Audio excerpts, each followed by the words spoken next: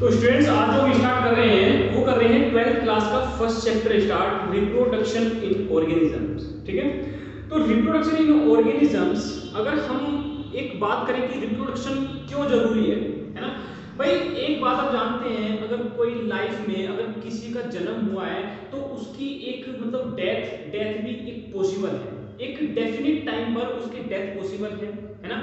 तो एक रिप्रोडक्शन को आप कह सकते हैं कि क्यों जरूरी है ना। तो लाइफ की कंटिन्यूटी के लिए एक रिप्रोडक्शन प्रोसेस होना बहुत ज्यादा जरूरी है। ठीक है, अब एक अगर मैं आपसे रिप्रोडक्शन की डेफिनेशन बोलूं, ठीक है, तो production of new organism from pre existing organism is known as reproduction. समझिए कि एक न्यू इंडिविजुअल का डेवलप होना, एक न्यू ऑर्गेनिज्म का डेवलप होना किससे, जो पहले से ही ऑर्गेनिज्म एग्जिस्ट करते हैं। ठीक है, अब ऑर्गेनिज्म जो एक जो मतलब रिप्रोड्यूस करते हैं, उनका मोड ऑफ रिप्रोडक्शन वो डिफर होता है ना भाई। बहुत सारे लिविंग ऑर्गेनिज्म हमारी अर्थ पर जो डिफरेंट तरीके से अपना रिप्रोडक्शन करते हैं। ठीक है, तो इसमें मैं आपको एक टर्म स्टार्टिंग में आपके एनसीईआरटी बुक, प्लीज मैं आपको सबसे पहले बात कहना चाहता हूं, आप सबसे पहले एनसीईआरटी बुक लेके बैठिए, है ना। एनसीईआरटी में मैं कुछ आपको टॉपिक्स बताऊंगा और मैं जो ये आपको टॉपिक करा रहा हूं ये एनसीईआरटी के बेस पर ही करा रहा हूं। ठीक है, तो इसमें एक लाइफ स्पैन स्टार्टिंग में टर्म दी हुई है, इसको समझिए।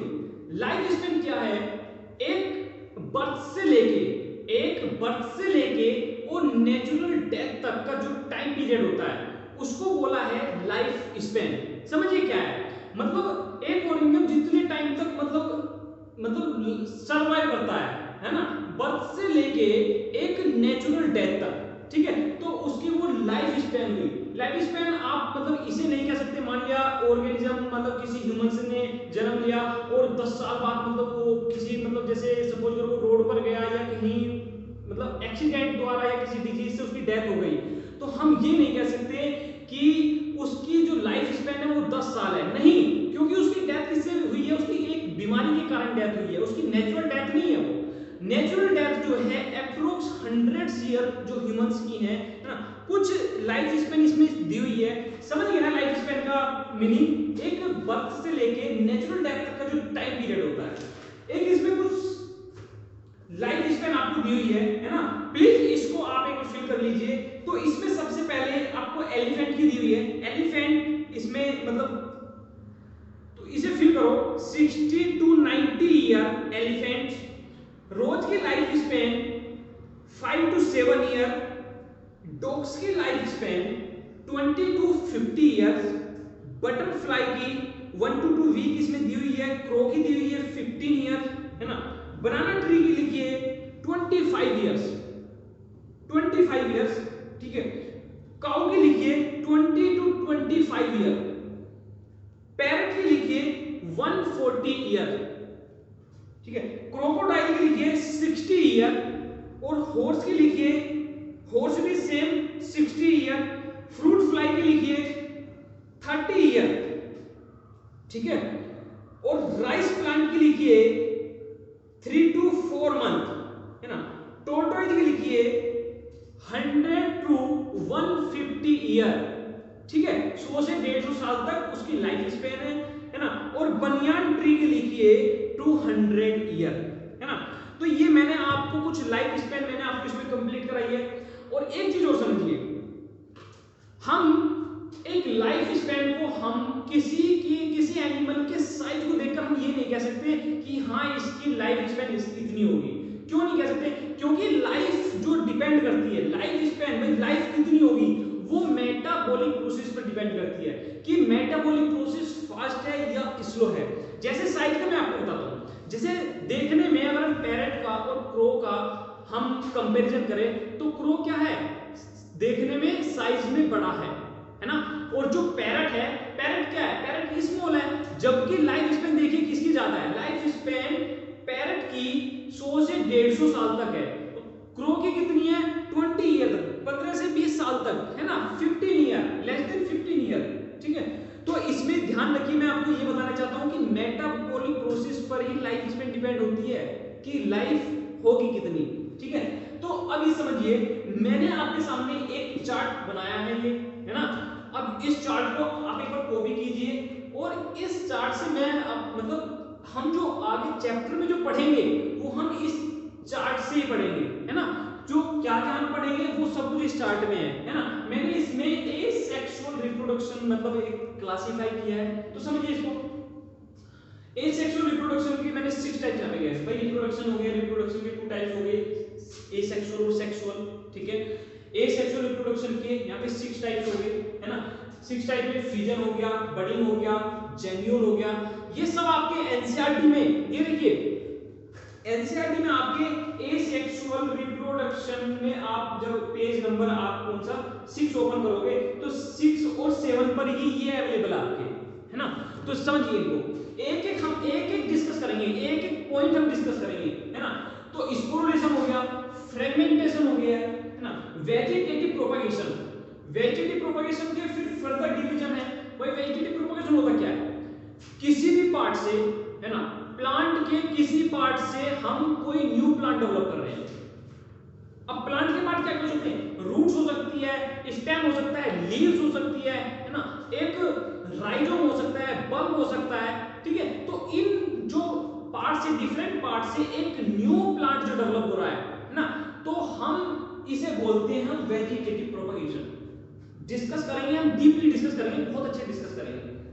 तो इसमें कुछ आ गया अंडरग्राउंड स्टेम। अंडरग्राउंड स्टेम के अंदर आते हैं हम करेंगे डिस्कस ट्यूबर, ट्यूबर से मतलब कौन सा प्लांट डेवलप होता है। फिर हम राइजोम, राइजोम के बारे में पढ़ेंगे। फिर हम बल्ब में, ठीक है। तो ये किसके अंदर आते हैं, अंडरग्राउंड स्टेम। जिनके स्टेम अंडरग्राउंड होते हैं तो वे 3 हम इसमें डिस्कस करेंगे। फिर इसमें आ गया आपका sub aerial part. Sub aerial part में हम रनर और सटर को डिस्कस करेंगे, ठीक है। एरियल स्टेम में हम डिस्कस करेंगे अगेव को, ठीक है। अब इसमें लीफ के थ्रू जो डेवलप होते हैं, जैसे ब्रायोफाइलम ना, आपने अपने घरों में भी आपने देखा होगा कुछ प्लांट्स ऐसे होते हैं जिनकी लीव्स टूट के गिर जाती है। आपने भाई पोट में किसी प्लांट्स को लगाया हुआ है और वो टूट कर लीव्स कहां गिर जाती है, आपकी पोट में गिर जाती है और फिर वहां से न्यू प्लांट डेवलप हो जाता है। तो वो जनरली किसमें देखने को मिलता है, आपको ब्रायोफाइलम में देखने को मिलता है। अब इसमें रूट्स के थ्रू जो है मतलब एक न्यू प्लांट जो डेवलप होता है ना, तो वो होता है आपका एक तो एस्पेरेगस हम देखेंगे, एस्पेरेगस, और एक देखेंगे डालिया, ASPEARAGUS। एस्पेरेगस थोड़ा छोटा लिख रहा है ये, इसलिए मैं आपको स्पेलिंग कर रहा हूं DAHALIA, ठीक है, क्लियर है। तो इसको आप कॉपी कर लीजिए, है ना। फिर हम अब आगे हम ये मैंने आपको एसेक्सुअल के टाइप मैंने एक चार्ट के फॉर्म में मैंने आपको बताया है। अब हम देखेंगे एसेक्सुअल, सॉरी हम सेक्सुअल देखेंगे। तो सेक्सुअल में क्या होता है, सेक्सुअल रिप्रोडक्शन में सेक्सुअल रिप्रोडक्शन क्या क्या इवेंट हो रहे हैं, हम इवेंट के फॉर्म में यहां पे बता रहे हैं, इवेंट्स के फॉर्म में यहां बता रहे हैं भाई। सेक्सुअल रिप्रोडक्शन है तो अब क्या है, यहां पे एक गैमेट की फॉर्मेशन होती है। जनरली डिफरेंस ये होता है एसेक्सुअल और सेक्सुअल में भाई, एसेक्सुअल में गैमेट्स का इन्वॉल्वमेंट नहीं होता है। ये मैं अभी थोड़ा सा बस अभी डिस्कस करूंगा। पहले आप ये समझ लीजिए कि हम इसमें प्री फर्टिलाइजेशन इवेंट पढ़ेंगे, ठीक है। क्या पढ़ेंगे हम इसमें, प्री फर्टिलाइजेशन इवेंट पढ़ेंगे। फिर प्री फर्टिलाइजेशन के बाद क्या होगा, फर्टिलाइजेशन होगा, फिर पोस्ट फर्टिलाइजेशन, प्री फर्टिलाइजेशन,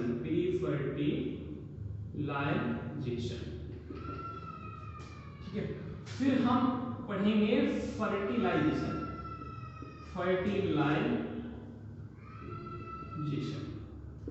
फिर हम पढ़ेंगे पोस्ट फर्टिलाइजेशन,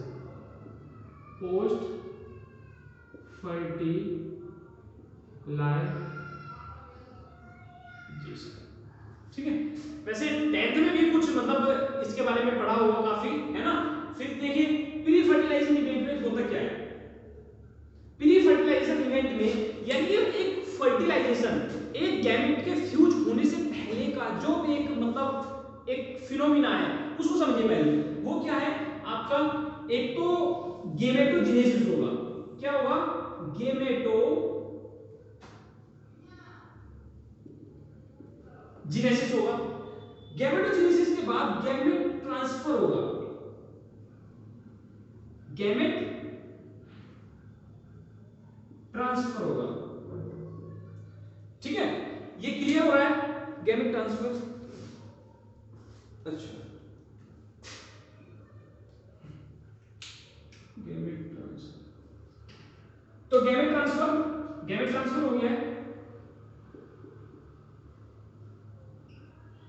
गैमेट ट्रांसफर के बाद फर्टिलाइजेशन होगा। फर्टिलाइजेशन मतलब during sexual intercourse male gamete female gamete से फ्यूज करेगा और क्या करेगा? फर्टिलाइजेशन करेगा।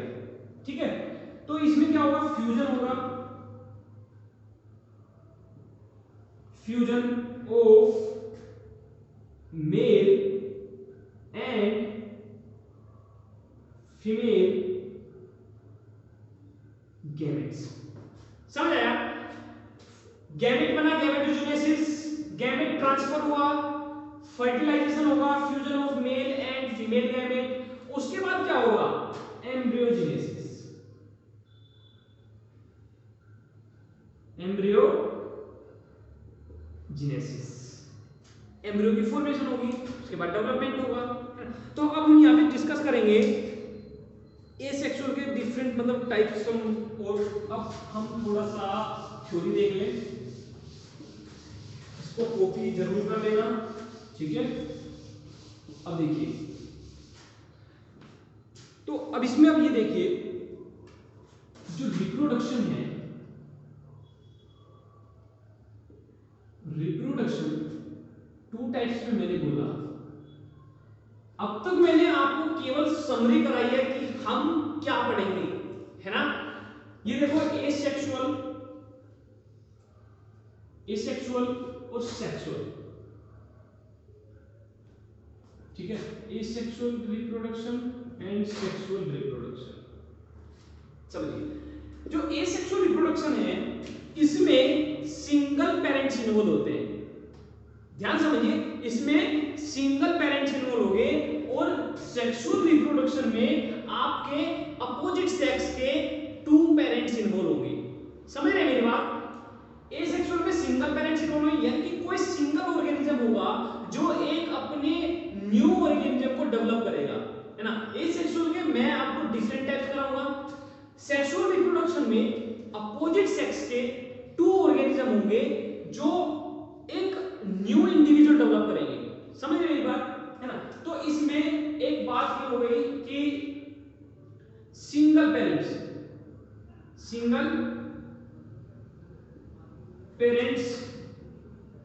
इन्वॉल्व, INVOLV इन्वॉल्व, है ना? इसमें देखिए टू पेरेंट्स, इसमें टू पेरेंट्स। सेकंड पॉइंट देखिए, गैमेट का इन्वॉल्वमेंट एसेक्सुअल में नहीं होता है। Gamete are not involve, gamete का इन्वॉल्वमेंट नहीं होता है। जबकि अपोजिट सेक्स वाली यानी कि सेक्सुअल रिप्रोडक्शन में एक गैमेट का इन्वॉल्वमेंट होता है। Involve gamete. ठीक है, ये हो गया। साथ में समझिए, इसमें जो ऑर्गेनिज्म डेवलप होगा, किसमें? एसेक्सुअल में। एसेक्सुअल रिप्रोडक्शन में क्लोन डेवलप होगा, क्लोन डेवलप होगा, इसमें चेंजेस होंगे। ठीक है, इसमें जेनेटिकली एंड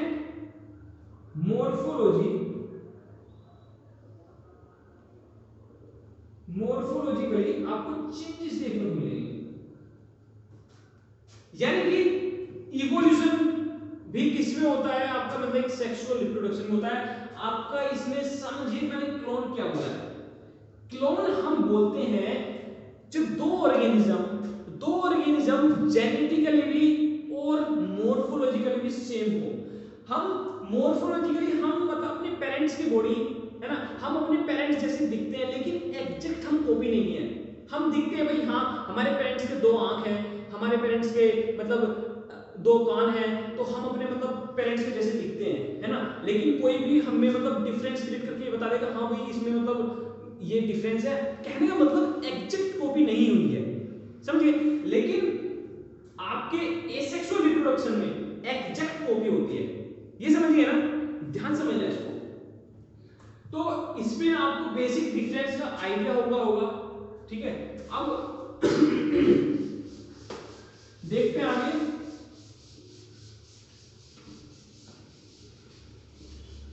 अब मैं यहां पे डिस्कस करूंगा आपसे एसेक्सुअल रिप्रोडक्शन के टाइप्स, एसेक्सुअल रिप्रोडक्शन के टाइप्स, ठीक है।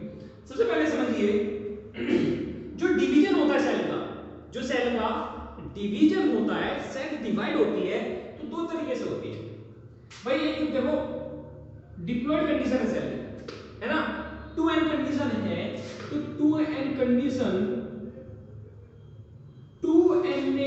2n कंडीशन वाली सेल है, तो ये 2n ही डेवलप कर रही है।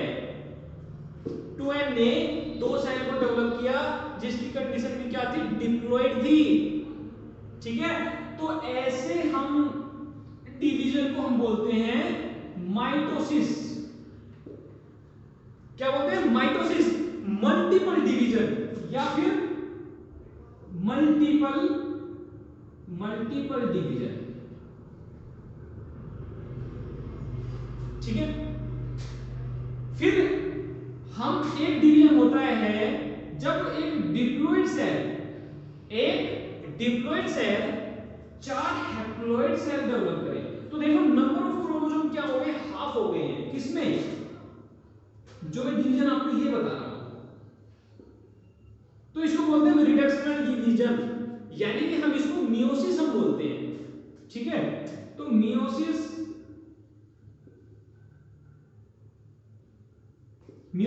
है ना, तो मियोसिस को हम क्या बोलते हैं, दूसरा नाम क्या है, रिडक्शनल डिवीजन। रिडक्शनल, देखो नंबर क्या हो रहा है, कम हो रहा है ना भाई। एक डिप्लॉयड सेल से 4 हैप्लॉयड सेल की फॉर्मेशन हुई, तो ये क्या है, डिप्लॉयड कंडीशन है, सॉरी ये हैप्लॉयड डेवलप हुए, तो नंबर ऑफ क्रोमोसोम क्या हो रहे हैं, हाफ हो रहे हैं, ठीक है। देखिए एक आपको टर्म समझ आनी चाहिए, है ना। एक अगर बेसिक आपका अच्छे से बिल्कुल एक मतलब एक स्ट्रॉन्ग हो जाए तो मतलब एक बड़े से बड़े अच्छे से अच्छे टॉपिक पर आपकी कमांड हो सकती है, ठीक है। अब इसमें देखिए, अब आगे चलिए, इसमें मैं आपको एसेक्सुअल का सबसे पहला टाइप बता रहा हूं, ठीक है। एसेक्सुअल का सबसे पहला टाइप क्या था हमारा, फिजन था। फिजन मैंने कराया था। तो फिजन में देखिए, फिजन हमारा फर्दर 2 पार्ट्स में डिवाइड है। एक होता है बाइनरी फिजन,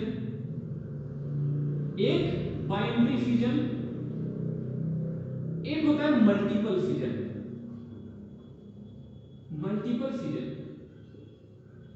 थोड़ा बस ध्यान समझना, अगर देखो आप ऐसा भी कर सकते हैं भाई, जैसे मान लो कोई आपको टर्म समझ नहीं आ रही है, हल्की मैं भी थोड़ा सा आपको समझाने का ज्यादा प्रयास करता हूं। अगर कोई आपको कोई कंसेप्ट समझ नहीं आ रहा तो आप वीडियो को मतलब रिज्यूम करके देख सकते हो, थोड़ा बैक करके देख सकते हो। तो देखो ये तो बेनिफिट होते हैं आपके, मतलब ऑनलाइन स्टडी करने के बहुत अच्छे बेनिफिट है आपके। जानते हैं भाई लॉकडाउन, आज चलो ठीक है ये लॉकडाउन का टाइम पीरियड है अभी, है ना। तो अब लोग पहले क्या करते थे, मतलब पहले से करते आ रहे हैं, ऑनलाइन स्टडी करते हैं, बहुत स्टूडेंट्स ऑनलाइन स्टडी करते हैं। तो ऑनलाइन के बेनिफिट्स क्या क्या है, ऑनलाइन आप स्टडी कर रहे हो भाई, वीडियो को आपको मतलब कोई कंसेप्ट समझ नहीं आया तो आप रिज्यूम करके देख सकते हो। साथ में आप जो ट्रेवल करते हो, ट्रेवल में आपको मतलब भाई एक टाइम भी आपको बहुत ज्यादा खर्च होता है, साथ में भाई एक भाई पैसा भी एक खर्च होता है। अगर हम जनरली अगर हम बात करें तो बहुत सारी प्रॉब्लम्स है, एक और बहुत सारे बेनिफिट्स हमारे ऑनलाइन स्टडी करने के। तो ऑनलाइन स्टडी करने में या लॉकडाउन का आपकी स्टडी पर कोई भी इफेक्ट नहीं होना चाहिए, है ना। आपको अच्छे से अच्छा कंसेप्ट आपको हम अवेलेबल कराएंगे, ठीक है। तो ये समझिए, मैं आपको फिजन की बात कर रहा हूं। फिजन का मतलब क्या होता है, पहले ब्रेकडाउन होता है, क्या होता है? Breakout, fission. बाइनरी फिजन में एक ऑर्गेनिज्म एक न्यू ऑर्गेनिज्म डेवलप करेगा, यानी कि वो ऑर्गेनिज्म क्या होगा? फर्दर डिवाइड होगा और दो ऑर्गेनिज्म में डिवाइड होगा। जैसे समझिए, बाइनरी फिजन में एक ऑर्गेनिज्म फर्दर दो डॉटर सेल्स में डेवलप होगा। जैसे एग्जांपल लो आप, अमीबा हो गया। तो अमीबा क्या करता है? ये अमीबा है ना, यूनिसेलुलर ऑर्गेनिज्म है, ठीक है। तो अब इसमें ये क्या करेगा? कुछ टाइम मतलब जैसे अब ये डिवीजन करेगा, फ्यूजन करेगा, बाइनरी फ्यूजन करेगा, तो कुछ इस तरीके से ये मतलब शेप डेवलप हो जाएगी, और शेप डेवलप होने के बाद इसका जो न्यूक्लियस था थोड़ा सा ये एलोंगेटेड हो जाएगा। समझ गए ना भाई? जैसे जैसे मतलब इसकी बॉडी डिवाइड हो रही है तो एक न्यूक्लियस भी क्या हो रहा है? थोड़ा डिवाइड हो रहा है। और इसको समझिए, और फिर क्या होगा? ये फर्दर दो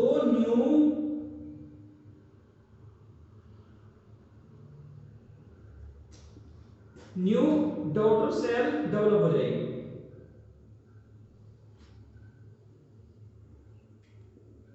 समझ गए ना? ये देखिए, अमीबा है, अमीबा ने क्या किया? अमीबा ने अब ये डिवीजन कर रहा है, कौन सा? Binary fission. आपसे मुझे सबसे अच्छा एक जो बाइनरी फिजन का एग्जांपल है वो अमीबा है, ठीक है। तो इसमें क्या किया भाई? ये क्या है? न्यूक्लियस है। ये क्या है? न्यूक्लियस है। फिर ये इसका एक सीडोपोडिया है, पार्ट है, सीडोपोडिया, ठीक है। अब ये आपका मतलब साइटोप्लाज्म हो गया है, सेल ही है ना, तो साइटोप्लाज्म होगा, ये साइटोप्लाज्म हो गया। तो अब ये डिवीजन करेगा, अब यहाँ पे डिवीजन कर रहा है तो धीरे धीरे क्या हो रहा है? यहाँ पे ये कंस्ट्रिक्ट हो रहा है, कंस्ट्रिक्ट होके क्या होगा? एक टाइम में ये डिवाइड कर जाएगा, ठीक है। तो ये आपको बाइनरी फिजन का एग्जांपल है। मल्टीपल फिजन में समझिए क्या होता है। मल्टीपल फिजन में एक ऑर्गेनिज्म मल्टीपल ऑर्गेनिज्म डेवलप करेगा, जैसे समझिए मल्टीपल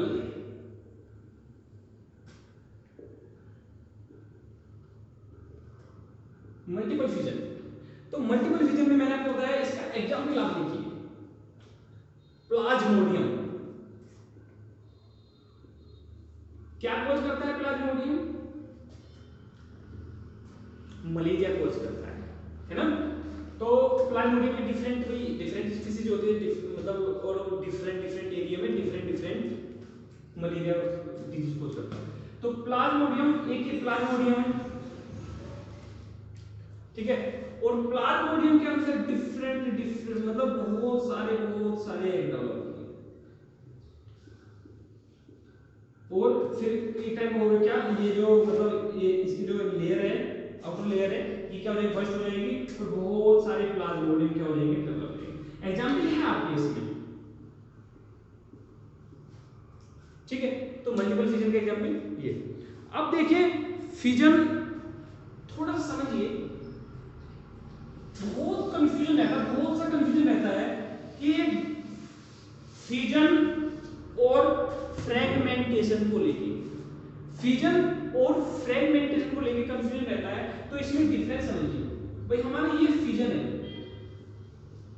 ये क्या है? फिजन है, और ये क्या है? फ्रेगमेंटेशन है।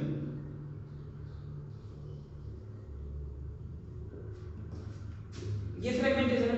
तो फिजन में एक फेवरेबल कंडीशन में भाई दो ऑर्गेनिज्म में डेवलप हो गया है ना, 2 जनरेशन इसने डेवलप कर दी है। लेकिन फ्रेगमेंटेशन में क्या होता है? फ्रेगमेंटेशन में देखने में किसको मिलता है? जो मतलब एक फिलामेंटस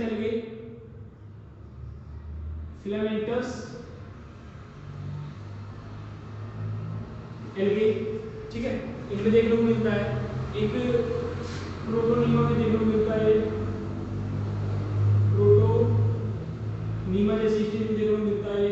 ये आपको मोस में भी देखने को मिल जाएगा, है ना। तो अब ये देखो, हमारे पास मतलब क्या है, ये फिलामेंटस हमारे पास ऑर्गेनिज्म है।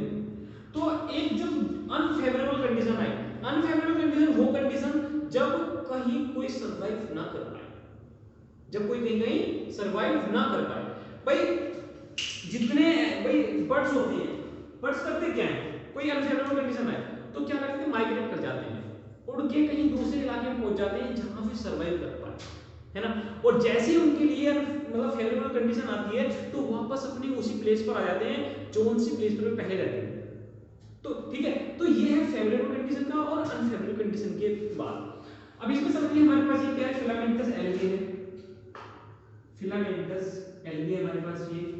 अब अनफेवरेबल कंडीशन आ गई, अनफेवरेबल कंडीशन आ गई और इसके ये मतलब पार्ट क्या हो गए, डिग्रेड हो गए, ठीक है। तो डिग्रेड होने के बाद, ब्रेक होने के बाद ईच पार्ट जो होगा, हर एक पार्ट जो होगा फेवरेबल कंडीशन आने में, जब फेवरेबल कंडीशन आएगी तो हर पार्ट एक न्यू फिलामेंटस एल्गी में डेवलप हो जाएगा, समझ रहे हैं। तो फ्यूजन में तो हमारा एक भाई फेवरेबल कंडीशन में ये डिवीजन हो रहा है, और फ्रेगमेंटेशन में क्या हो रहा है, फ्रेगमेंटेशन में अनफेवरेबल कंडीशन में ब्रेक डाउन हो रहा है। और जैसे ही एक फेवरेबल कंडीशन आई तो हर पार्ट, जितने पार्ट ब्रेक डाउन हुए तो ऑर्गेनिज्म हर वो पार्ट जो ब्रेक हुआ है, कि जितने फ्रेगमेंट्स बने हैं हर पार्ट से एक न्यू ऑर्गेनिज्म में डेवलप हो जाएगा, ठीक है। इतना क्लियर है भाई, बिल्कुल अच्छे से, है ना। और साथ में साथ भी एक रिक्वेस्ट हो रही है मेरी आपसे, बहुत अच्छा हो जाएगा अगर आप मतलब एक साथ के साथ इसके नोट्स वगैरह प्रिपेयर करते रहोगे, है ना। बाकी मतलब आपको लाइन टू लाइन मैं करा दूंगा एनसीईआरटी, है ना। ये मतलब अभी बस यही पार्ट चल रहा है अभी, है ना। ये जो आप परीक्षा वगैरह देख रहे हैं ना, तो ये पार्ट चल रहा है आपका अभी। आप लाइफ स्पैन इसकी कर लेना कंप्लीट, पूछ सकते हैं भाई इसकी लाइफ स्पैन जनरली पता भी होना चाहिए भाई, लगभग कितनी होनी चाहिए, लगभग तो पता ही होना चाहिए, है ना। रट लेना इसको अच्छे से, क्या। तो इसमें देखिए फ्यूजन देखते हैं, फ्यूजन के फर्दर जो डिवीजन है वो देखते हैं, है ना। कहां गया, तो हम फ्यूजन को फर्दर डिवाइड करेंगे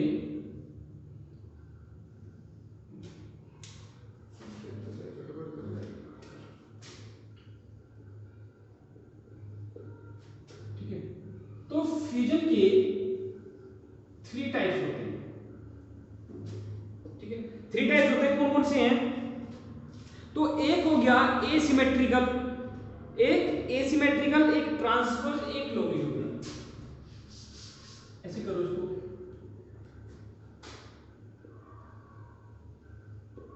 एक एसिमेट्रिकल,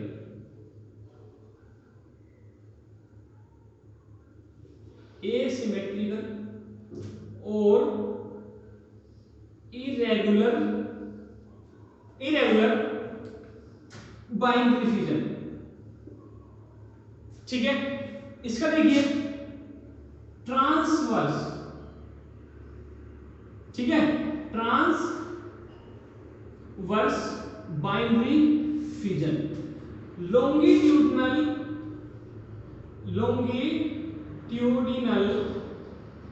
बाइनरी फ्यूजन। इसमें कुछ नहीं भाई, हमारा भाई एसेक्सुअल के 6 टाइप्स थे, ठीक है, फ्यूजन हो गया। तो फ्यूजन में हमारे फर्दर टू टाइप्स थे, बाइनरी फ्यूजन, मल्टीपल फ्यूजन। तो अब हम बाइनरी फ्यूजन के हम फर्दर 3 टाइप देख रहे हैं। हम बाइनरी को क्या कर रहे हैं, बाइनरी को फर्दर डिवीजन कर रहे हैं, और वो डिवीजन हमने क्या किया है, एसिमेट्रिकल हो गया, है ना, मतलब इरेगुलर एसिमेट्रिकल या इरेगुलर बाइनरी फ्यूजन, एक ट्रांसवर्स बाइनरी फ्यूजन और एक लॉन्गिट्यूडिनल बाइनरी फ्यूजन। समझिए क्या होता है। अब अगर फ्यूजन एक सपोज करो एक ऐसे ऑर्गेनिज्म में होगा जिसकी शेप क्या है, आपकी इरेगुलर शेप है, समझने की कोशिश कीजिए भाई, किसकी इरेगुलर शेप है ना, एसिमेट्रिकल शेप है, मतलब उसकी कोई सिमेट्री नहीं है, ठीक है, एसिमेट्रिकल है, और उसमें क्या हो रहा है, बाइनरी फ्यूजन हो रहा है। तो हम उसी को किसके अंदर रख देंगे, एसिमेट्रिकल बाइनरी फ्यूजन के अंदर। इसमें मोस्ट कॉमन आपका अमीनो, मोस्ट कॉमन अमीबा, ठीक है। अमीबा में आप जानते हैं भाई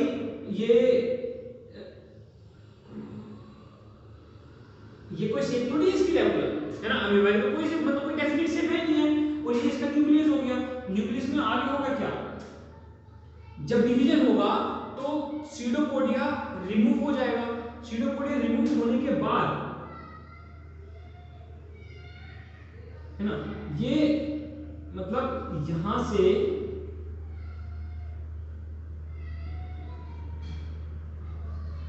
ऐसा होगा। तो इसका जो न्यूक्लियस था, ये न्यूक्लियस, ठीक है, न्यूक्लियस भी एलोंगेटेड हो जाएगा, है ना, एलोंगेटेड हो जाएगा, क्यों, डिवाइड होना है और कुछ टाइम बाद क्या होगा, ये डिवाइड कर जाएगा टू न्यू डॉटर सेल में। टू न्यू डॉटर सेल में ध्यान रखना, जैसा अमीबा था भाई अपने, मैंने क्या बोला, एसेक्सुअल में क्या होता है, क्लोन डेवलप होते हैं। क्लोन क्या होते हैं, जो जेनेटिकली भी और मॉर्फोलॉजिकली भी सेम होते हैं। तो इसमें क्या होंगे, टू डॉटर सेल डेवलप होंगे। टू में एक ऐसा कर सकते हैं, ये हो गया है, तो ये डेवलप हो गया, तो मैंने टू डेवलप हो गया। अब समझिए ट्रांसवर्स का, समझिए ना, ट्रांसवर्स में समझिए आप, ट्रांसवर्स में कैसे डिवीजन होता है। ट्रांसवर्स का एग्जांपल, एसिमेट्रिकल हो गया है, ट्रांसवर्स का समझिए।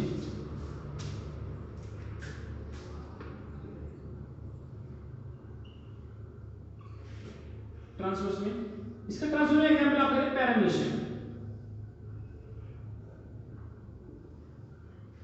पैरामीशियम, ठीक है, पैरामीशियम तो जानते हैं आप भाई, यूनिसेलुलर ऑर्गेनिज्म है, और कहीं अगर कहीं जिक्र अमीबा का होगा तो वहां पे पैरामीशियम का भी जरूर सुन लिया होगा, है ना। तो उसमें भी मतलब एक इसका स्ट्रक्चर भी क्या है, चप्पल की तरह स्ट्रक्चर है, तो इसको बोलते हैं हम स्लीपर लाइक स्ट्रक्चर ही बोलते हैं इसको, है ना। तो हमारे पास ये देखिए, हमारे पास ये ऑर्गेनिज्म है,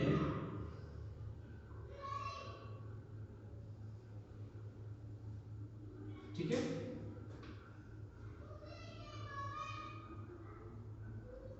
ठीक है। डायग्राम रफली डायग्राम बनाते हैं, हालांकि मेरी जो ड्राइंग है थोड़ी बस वीक ही है।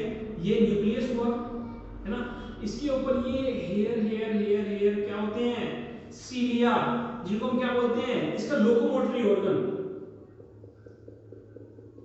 है ना, ये क्या है, सीलिया, ये क्या है, न्यूक्लियस है, ठीक है। एक तो अब होगा क्या, अब ये आपका एक कौन से तरीके से डिवीजन होगा इसका, आपके ट्रांसवर्स तरीके से होगा। ट्रांसवर्स क्या होगा, ट्रांसवर्स आपका ये पोजीशन होती है ट्रांसवर्स आपकी, है ना। लॉन्गिट्यूड में होता तो आपका ये मतलब लॉन्ग साइड से डिवीजन होता है इसका, लेकिन ट्रांसवर्स क्या होगा, मतलब एक बीच से, एक जहां से इसका बेस मतलब कम है वहां से डिवीजन होगा। तो यहां से देखिए कुछ ऐसा, देखिए ये आपका मतलब इसको कुछ बनाने की कोशिश करते हैं, इसको ऐसा बनाएंगे,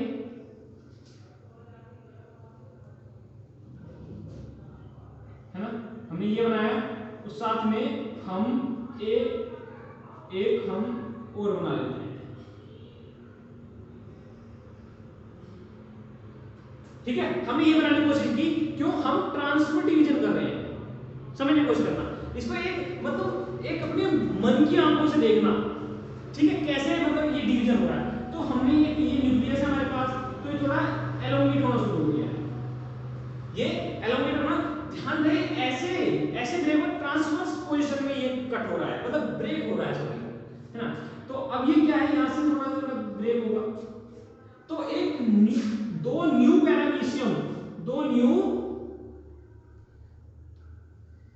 पैरामीशियम डेवलप हो गए, ठीक है, सेम बिल्कुल डिटो भाई, ये सीलिया हो गए। कोशिश करना समझने की, ये देखिए एक ही होगा, ठीक है। तो आपका ट्रांसवर्स का एग्जांपल हो गया। आप समझिए लॉन्गिट्यूडनल का एग्जांपल, लॉन्गिट्यूडनल एमीबा सीडोपोडिया की हेल्प से मूव करता है, पैरामीशियम सीलिया की हेल्प से मूव करता है, और एक आपका यूग्लिना भी आपने सुना होगा, है ना। यूग्लिना के पास होता है फ्लैजिला, ठीक है। तो आपका जो यूग्लिना होता है, आपके यूग्लिना हो गया ना, इसके पास ये फ्लैजिलिया होगा, है ना, इसकी हेल्प से मूव करता है। तो अब ये एग्जांपल किसका आपका, ये आपका एग्जांपल है लॉन्गिट्यूडिनल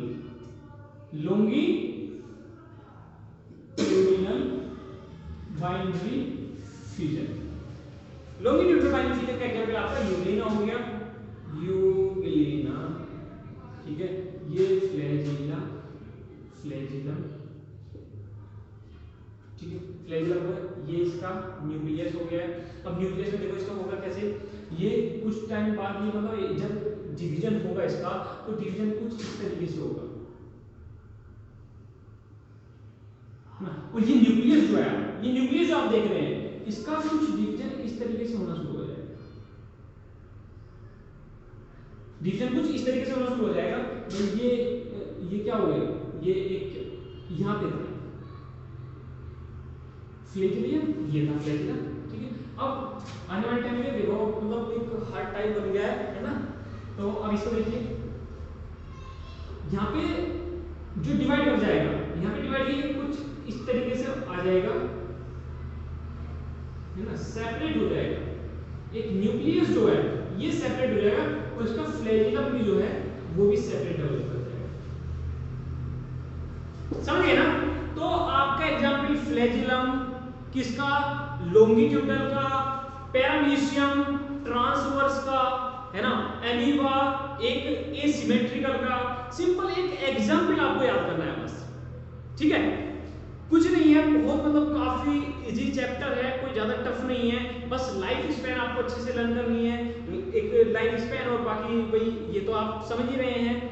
इसके साथ में एक और डिस्कस करते हैं, बडिंग डिस्कस कर लेते हैं।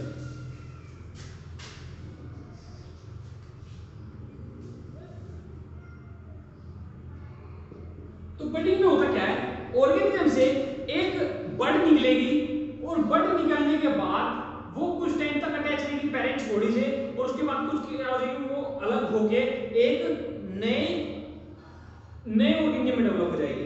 इसका एग्जांपल सुनिए, मेन एग्जांपल पता हो जाएगा भाई हाँ ये बडिंग है, आपको आइडिया लगे, लेकिन एग्जांपल आपको याद होना चाहिए।